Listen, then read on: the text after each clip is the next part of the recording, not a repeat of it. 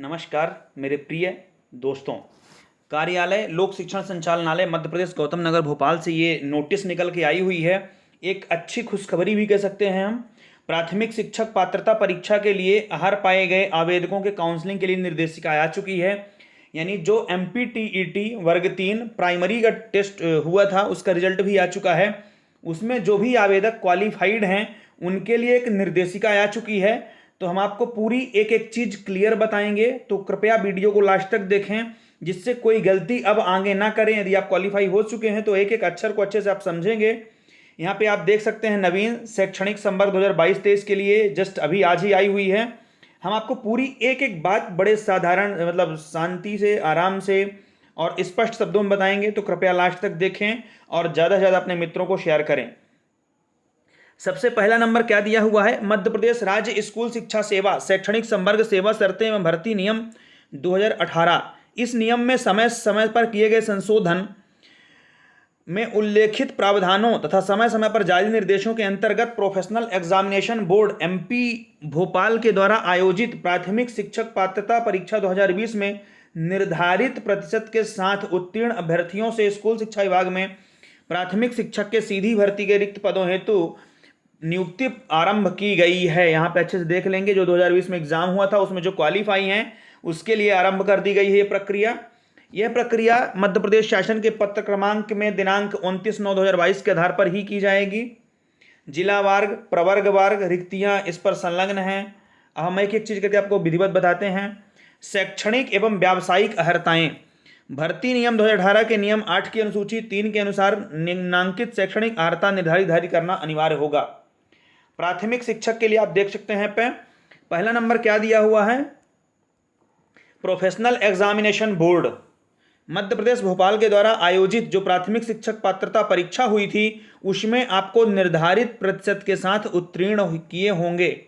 फिर कम से कम 50% अंकों के साथ हायर सेकेंडरी अथवा इसके समकक्ष तथा प्रारंभिक शिक्षा में 2 वर्ष का डिप्लोमा या उसके समकक्ष का हो, अथवा 50% अंकों के साथ स्नातक होना चाहिए तथा शिक्षा स्नातक यानी कि B.Ed जिसने राष्ट्रीय अध्यापक शिक्षा परिषद द्वारा मान्यता प्राप्त संस्थान से शिक्षा स्नातक की उपाधि प्राप्त की होगी और उस पर 1 से 5 तक पढ़ाने के लिए अध्यापक के रूप में नियुक्ति हेतु विचार किया जाएगा।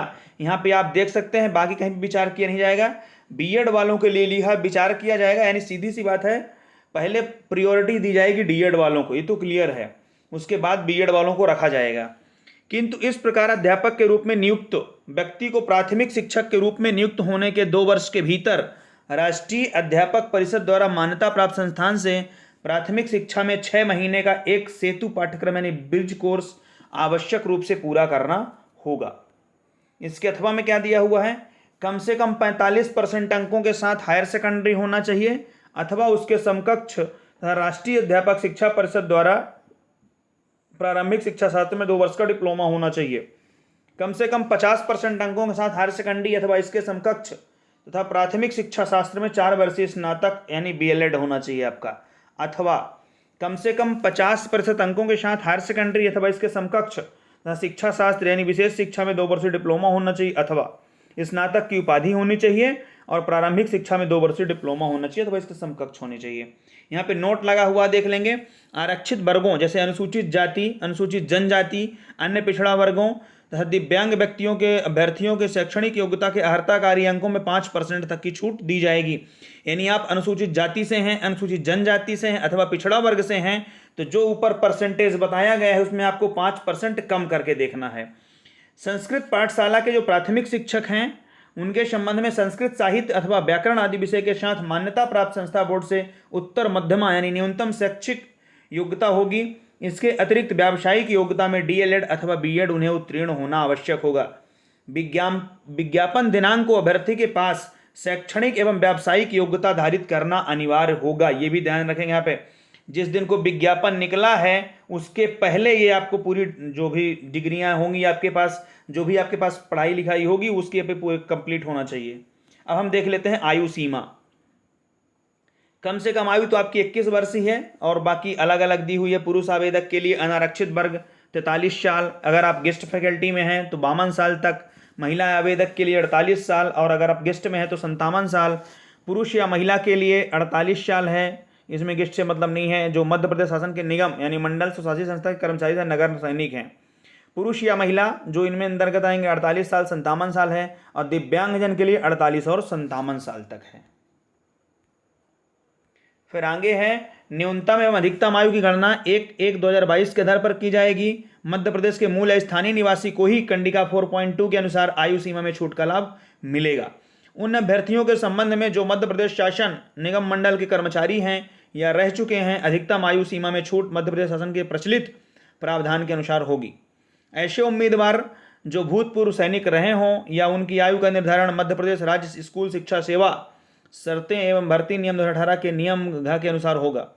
अनुसूचित जाति के अंतरजातीय विवाह प्रोत्साहन योजना अंतर्गत पुरस्कार प्राप्त सवर्ण पति या पत्नी के मामले में अधिकतम आयु सीमा में छूट सामान्य प्रशासन विभाग के प्रचलित निर्देशानुसार होगी। विक्रम पुरस्कार का यदि कोई अभ्यर्थी प्राप्त कर चुका है तो उसमें भी सामान्य उम्र में छूट मिलेगी उसको। मध्य प्रदेश शासन के शासकीय शालाओं में कार्य कर चुके अतिथि शिक्षक जिनके द्वारा न्यूनतम 3 शैक्षणिक सत्र में और न्यूनतम 200 दिवस का कार्य अनुभव प्राप्त किया हो, उसको भी 9 साल की उम्र में छूट मिलेगी। अब देख लेते हैं हम आरक्षण की प्रक्रिया क्या क्या रहेगी। जो भी अनुसूचित जाति, जनजाति और अन्य पिछड़ा वर्ग के लिए है आरक्षण, वो सब मिलेगा आपको यहाँ पे। 19 सितंबर 2022 के द्वारा जारी किए गए आदेशों के अनुसार आपको अन्य पिछड़े वर्ग के लिए आरक्षण जो है वो सब यहाँ पे मिलेंगे, जो मिलते हैं, और AWS के लिए भी मिलेंगे। अब क्रमशः हम आपको बता दें क्या क्या कैसे कैसे छूट मिलेंगी, इसको भी आप अच्छे से देख लेंगे। यहाँ पे ज़्यादा इसमें कुछ विशेषों से नहीं है। फिर रिक्त पदों के प्रत्येक प्रवर्ग अर्थात अनुसूचित जाति, अनुसूचित जनजाति, अन्य पिछड़ा वर्ग, अनारक्षित प्रवर्ग के आर्थिक रूप से कमजोर वर्ग, अनारक्षित वर्ग के लिए निम्नानुसार क्षैतिजिक आरक्षण होगा। महिलाओं के लिए 50% पद हैं, भूतपूर्व सैनिकों के लिए 10% हैं। शैक्षणिक संवर्ग अंतर्गत सीधी भर्ती के शिक्षकों के पदों के उपलब्ध रिक्तियों की 25% रिक्तियां अतिथि शिक्षक वर्ग के लिए आरक्षित की जाएंगी, जिनके द्वारा न्यूनतम 3 शैक्षणिक सत्रों में एवं न्यूनतम 200 दिवस शासकीय विद्यालयों में अतिथि शिक्षक के रूप में अध्यापन कार्य किया गया हो, उनके द्वारा ये होगा। और दिव्यांगजन अधिकार अधिनियम 2016 और मध्य प्रदेश दिव्यांगजन अधिकार नियम 2017 के अनुसार 6% पदों का आरक्षण प्रत्येक श्रेणी के लिए 1.5% की सीमा निम्नानुसार होगी। जैसे दृष्टिबाधित हैं या कम दृष्टि वाले हैं, बहरे और कम सुनने वाले हो गए, लोकोमोटर डिसेबिलिटी हो गई जिसमें सेरेब्रल पाल्सी, कुष्ठ रोग मुक्त, बौनापन, एसिड अटैक पीड़ित, मस्कुलर डिस्ट्रोफी सम्मिलित हैं। बहुविकलांगता उपरोक्तानुसार जैसे और फर्स्ट सेकंड थर्ड को सम्मिलित करते हुए अधिसूचित चिकित्सा प्राधिकारी या मेडिकल बोर्ड द्वारा न्यूनतम 40% दिव्यांगता का प्रमाण पत्र ही मान्य होगा। समस्त अंग सूची या उपाधियां शैक्षणिक हो एवं व्यावसायिक हो मान्यता प्राप्त संस्थान के ही मान्य होंगे। इसके अतिरिक्त अन्य समस्त आवश्यक प्रमाण पत्र राज्य शासन द्वारा अभिविहित सक्षम अधिकारी द्वारा ही प्रमाण पत्र स्वीकार किए जाएंगे। यह दायित्व पूरी तरह से अभ्यर्थी का होगा। आरक्षण तथा आयु सीमा में संबंधित छूट मध्य प्रदेश के मूल निवासियों को ही मिलेगी। फिर परिवीक्षा एवं वेतन देख लेंगे। मध्य प्रदेश राज्य स्कूल शिक्षा सेवा शैक्षणिक संवर्ग सेवा शर्तें एवं भर्ती नियम 2018 तथा इस नियम की संशोधित अधिसूचना दिनांक 24/12/2019 के अंतर्गत विहित प्रावधानों के अनुसार होगा। निरहताएं, तो इसको थोड़ा सा देख लेंगे कि आपको किस किस में फेल किया जाएगा। यानी वह भारत का नागरिक हो, भारत का नागरिक अथवा नेपाल या भूटान की प्रजा नहीं हो, यदि उसे केंद्र सरकार या राज्य सरकार द्वारा या जिला जनपद या ग्राम पंचायत या किसी अन्य स्थानीय प्राधिकरणों के द्वारा सहकारी सोसाइटी या केंद्र या राज्य सरकार के नियंत्रणाधीन सार्वजनिक क्षेत्र के उपक्रम की सेवा के अवचार के कारण बर्खास्त किया गया हो। यानी कोई भी अगर अपराध किए होंगे और आपको वहाँ से दोषी ठहराया गया हो तो उसके लिए आप इसमें हो जाएंगे। यदि उसके एक से अधिक जीवित पत्नी हो और स्त्री अभ्यर्थी की दशा में यदि उसने ऐसे व्यक्ति से विवाह किया हो जिसकी पूर्व से एक जीवित पत्नी हो तो भी वो नहीं होगा इसके लिए क्वालिफाई। यहाँ पे इसको अच्छे से देख लेंगे। फिर योग्यता सहसूची तैयार करने की जो प्रक्रिया वो कैसे होगी, यह प्रक्रिया विभाग के आदेश क्रमांक, ये यहाँ एक क्रमांक दिए हुए हैं, इनके आधार पर की जाएगी और जिसमें अधिकतम अंक प्राप्त करने वाले अभ्यर्थियों का नाम सूची में सबसे ऊपर दर्शाया जाएगा और इसके बाद अन्य नाम अवरोही क्रम में दर्शाए जाएंगे। अधिनियम या नियम निर्देश विभिन्न अधिसूचनाओं था इसके निर्देशिका के मध्य किसी भी प्रकार का विरोधाभास अथवा अंतर पाए जाने की स्थिति में मूल अधिनियम या नियम अधिसूचना निर्देश ही मान्य होंगे। और पूरे जो आपको रिकॉर्ड्स हैं वो आपको MP ऑनलाइन के पोर्टल में ही अपलोड करवाना है। प्रक्रिया शुल्क आपकी जनरल के लिए 200 रुपये रहेगी, बाकी के लिए अनुसूचित जाति, जनजाति, अन्य पिछड़ा वर्ग, दिव्यांगजन और AWS वालों के लिए 150 रुपये रहेगी। यदि आपको कोई प्रॉब्लम है या कोई समस्या है, कुछ समझना चाहते हैं, तो इस नंबर पे आप कॉल करके सुबह 8:30 से रात में 8:30 तक संपर्क भी कर सकते हैं। ये भर्ती प्रक्रिया के प्रोसेस क्या क्या होंगे, चरण क्या क्या होंगे। पात्रता परीक्षा में निर्धारित प्रतिशत के साथ उत्तीर्ण करने वाले ऐसे अभ्यर्थी जिन्होंने अतिथि शिक्षक के रूप में निर्धारित दिवस या सत्र में कार्य किया हो, वे अपनी प्रविष्टि MP ऑनलाइन पोर्टल पर कर सकेंगे। अतिथि श्रेणी में होने की पुष्टि या सत्यापन करते हुए अभ्यर्थी अतिथि श्रेणी के सामने ऐसा ऑप्शन पर क्लिक करेंगे। जो अभ्यर्थी इस श्रेणी में नहीं आते हैं उनसे इन चरण में कोई कार्यवाही अपेक्षित नहीं है। तदुपरांत राज्य स्तर से MP ऑनलाइन के पोर्टल पर उपलब्ध रिक्तियों के आधार पर कट ऑफ तय कर मेरिट क्रम में दस्तावेज अपलोड करने हैं तो अभ्यर्थियों की सूची जारी की जाएगी। यह सूची पश्चातवर्ती तिथियों में विहित प्रक्रिया के आधार पर संबंधित के दस्तावेजों के सत्यापन रिक्त पदों की संख्या के अध्ययधीन होगी। सूची में नाम सम्मिलित होने के आधार पर कोई भी अभ्यर्थी नियुक्ति का दावा नहीं कर सकेगा। दस्तावेज सत्यापन सूची में जिन अभ्यर्थियों के नाम प्रदर्शित किए जाएंगे उन्हें निर्धारित फीस जमा कर MP ऑनलाइन पोर्टल पर निर्धारित अवधि में अपने दस्तावेज अपलोड करने होंगे। दस्तावेज अपलोड करते समय अभ्यर्थी को यह प्रविष्टि करनी होगी कि वह किस जिले में अपने दस्तावेज सत्यापन करना चाहेगा और अतिथि शिक्षक को उसी जिलों में दस्तावेज सत्यापन करना अनिवार्य होगा जिस जिले में उनके द्वारा अतिथि शिक्षक के रूप में कार्य किया होगा। यानी आप जिस जिले में अतिथि शिक्षक के रूप में कार्य किए हैं उसी जिले में आपका सत्यापन होगा। और यदि आप एक से अधिक जिले में कार्य किए हुए हैं तो आपको एक जगह वहीं पे चूज करना पड़ेगा। इस प्रकार ये पूरी प्रक्रिया चलेगी और लास्ट में आपकी अब जो अंतिम रूप से हार पाए गए अभ्यर्थी होंगे उनकी चयन सूची फिर जारी की जाएगी।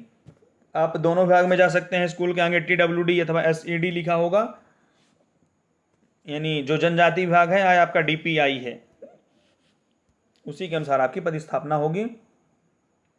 ये डेट अभी नहीं आई है, जैसे डेट आती है हम आपको सूचित करेंगे। तो वीडियो को लास्ट तक देखें और मतलब ज़्यादा से ज़्यादा लोगों को शेयर भी कर दें और ये अभी देख लें। प्राथमिक शिक्षक पद हेतु आपको जन्म तिथि के प्रमाणीकरण के लिए 10वीं लगाना होगा, 12वीं की अंक सूची लगानी पड़ेगी, स्नातक उपाधि की अंक सूची लगानी पड़ेगी और आरक्षण का लाभ प्राप्त करने वाले अभ्यर्थी यानी अनुसूचित जाति, जनजाति, अन्य पिछड़ा वर्ग, आर्थिक रूप से कमजोर प्रवर्ग जो भी लागू हो से संबंधित जाति प्रमाण पत्र जो मध्य प्रदेश सक्षम अधिकारी द्वारा जारी हो, मध्य प्रदेश का स्थानीय निवासी प्रमाण पत्र लगेगा। अतिथि शिक्षक अनुभव से संबंधित सक्षम अधिकारी द्वारा जारी प्रमाण पत्र लगेगा। दिव्यांगता, भूतपूर्व सैनिक की स्थिति में सक्षम अधिकारी द्वारा जारी वैध या नवीनतम डिजिटल प्रमाण पत्र लगेगा। B.Ed की अंक सूची लगेगी सभी सेमेस्टरों की अथवा D.LED की लगेगी सभी सेमेस्टरों की।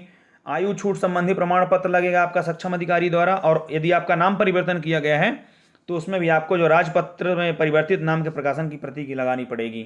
इस प्रकार आपका पूरा क्लियर इन्फॉर्मेशन है, तो अच्छे से इसको पढ़ लें और ज़्यादा से ज़्यादा मित्रों को शेयर कर दें। नई अपडेट के लिए चैनल को सब्सक्राइब कर लें। धन्यवाद।